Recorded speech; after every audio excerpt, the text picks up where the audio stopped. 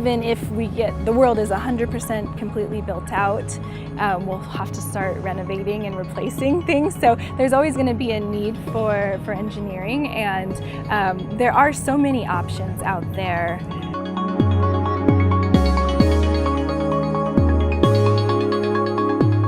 I work at a company called Martin Martin. We are a civil and structural consulting engineering firm. So I do civil engineering design. My focus is land development and site development. And I'm a project manager. My title is Senior Project Engineer, and I've been working with my firm for 12 years. Let's see what you see here. I've designed everything underground, and once this fence goes away, I'll design everything up to the building.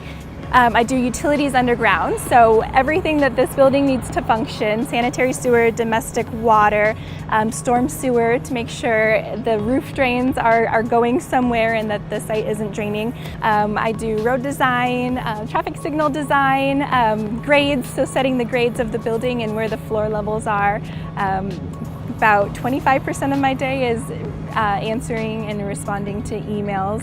I'm writing technical reports, drainage reports and erosion control reports. I'm writing technical letters on why things should be where they are. I'm doing design calculations on capacities of pipes, slopes. Part of my time I'm on job sites like this to make sure things are being built per our designs. Every day is different, so this is a pretty standard project for me. I have about half a dozen projects in downtown Denver. The rest of my work is scattered around Colorado and northern Colorado. In high school, I was energetic and very interested in math and science. It's always been a strong suit for me. I love to be involved. I have a creative side that I don't tap into all the time, so student council was a great outlet for that. And I didn't know exactly what I wanted to do after high school. I knew I was going to college. I knew I had to pick a degree program because I'm a little bit indecisive, and ended up with civil engineering because the courses sounded really interesting. We took courses like water sampling and water resources, hydrology, hydraulics, a lot of math, which I was fine with, but it just sounded very interesting to me. And I really wanted to play sports in college, but I knew that engineering would be so challenging that it wouldn't leave me a whole lot of time. So I just focused on schooling. That's one thing I didn't realize is, aside from your 6 hours in the classroom a day, you have 4 or more hours of study time and homework time after that. I sat down at my desk the day I started and just had no idea. So it's kind of like drinking from a fire hose. For a long time, you just learn and retain so much, and I'm still learning and trying to retain as much as I can. So everything has surprised me. I'm not surprised with how passionate I am about it. It's nice to be a part of shaping communities into something good. My company is a little different in that we don't just build every Walmart or build every gas station.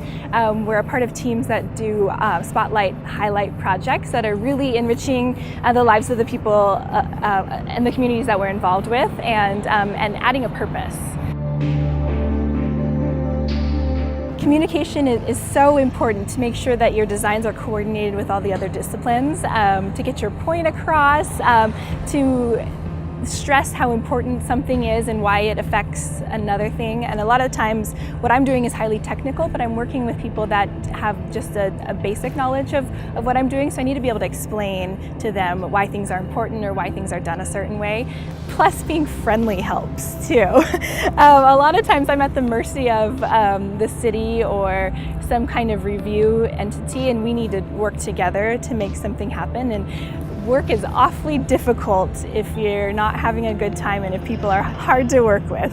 Student council really helps kind of teach you, because you're doing things that I guess in your community and talking to people. I remember when I was in high school, like picking up the phone to call someone on event space or renting some kind of equipment. That was like so scary to do at first, but it sets you up to learn how to do that and be able to talk to people and work with them. I can drive around Denver and point to buildings I've been a part of and point to jobs that I've had a role in, and it's so rewarding to see that. But working hard to get there and knowing you can be proud of the result at the end. Similar to student council, you're putting on events, you know it's going to be so worth it in the end, but you have to put the work in up front. So internships are great. Learning what your college has to offer as far as programs and kind of what the end result of those programs are, like what opportunities exist after you get your degree, I think would be really good to know, and not just picking a degree program and going from there. I think looking past college and seeing what it is you really want to do is good advice. The science fields, the architecture, engineering, and construction fields really want to help. You know, we're only as good as the people that work with us, so we want to foster that growth. Science is in everything, and there's just endless possibilities. There's always going to be a need for engineering because there's always a need for the infrastructure, the roads.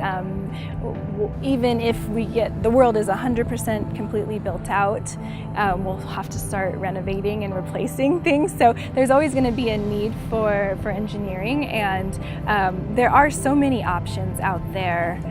There's a lot of possibilities just within civil engineering, and outside of civil engineering, it's even more vast.